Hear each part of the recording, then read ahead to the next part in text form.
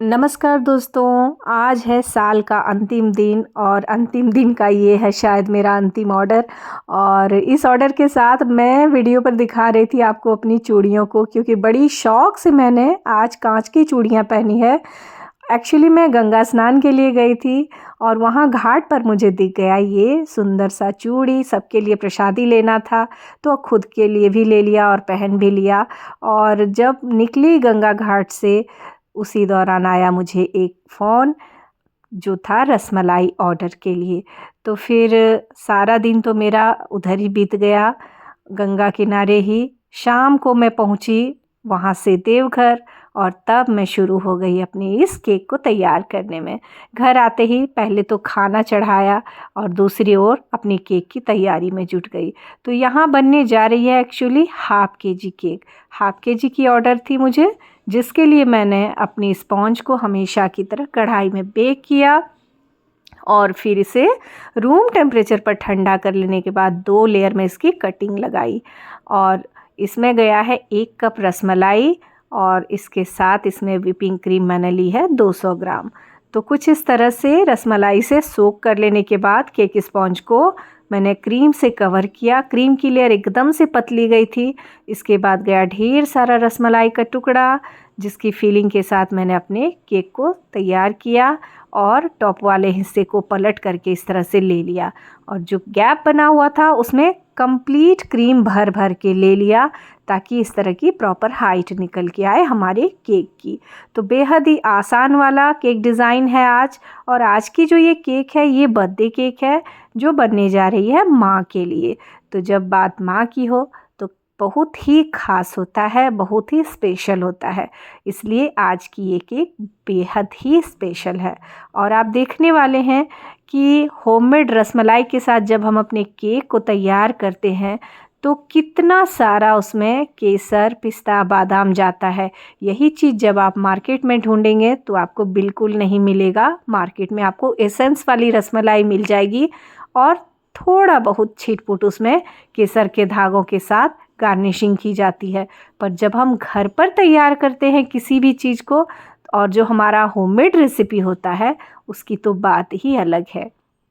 और यहाँ क्या किया है मैंने, पिंक शेड में क्रीम को थोड़ा सा तैयार किया और इस तरह से अपने केक को कवर कर लिया। अंदर कहीं भी हमने कलर का यूज़ नहीं किया था। भर भर के केसर, पिस्ता, बादाम वाली रसमलाई का यूज़ किया था अपने केक के अंदर। और बाहरी वाले हिस्से में एकदम पतली सी लेयर इस तरह से चढ़ा ली मैंने क्रीम की। और अब इसकी फाइनल डेकोरेशन लगाऊंगी। तो दोस्तों, हमेशा मैं कहती हूँ कि मैं आसान वाली केक रेसिपी लेके आती हूँ, आसान वाली केक डिज़ाइन लेके आती हूँ। तो आज की जो ये केक है ये भी एकदम आसान वाली केक डिज़ाइन है, जो बड़ी ही आसानी से मुझसे बेहतर आप बना सकते हैं, वो भी फर्स्ट अटैम्प्ट में। और यहाँ अब मैं कुछ डिज़ाइन तैयार कर रही हूँ। पाइपिंग बैग में मैंने लीफ नोज़ल के साथ इस तरह से तैयार कर लिया है वाइट वाली क्रीम को। और अब यहाँ इस तरह से छोड़ते जाना है तो एक प्यारा सा हमारा डिज़ाइन हो जाएगा तैयार। इसी डिज़ाइन से चारों बगल कवर कर लेना है। तो मैंने तो कह दिया कि सुंदर सी केक है या अच्छा है। अब आपकी बारी है कमेंट की। मेरे प्यारे प्यारे वाईटी फैमिली मेम्बर्स ज़रूर कमेंट करें कि आज का ये एकदम सिंपल वाला केक डेकोरेशन कैसा लगा। और फाइनली अब मेरा हाफ केजी रसमलाई केक हो गया है तैयार।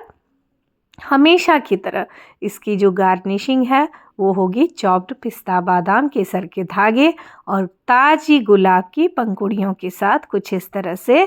तो अब मैं यहाँ गार्निशिंग करूँगी। उससे पहले टेक्सचर इफ़ेक्ट डाल रही हूँ मैं टॉप वाले हिस्से में इस तरह से सिलिकॉन ब्रश का यूज़ करके।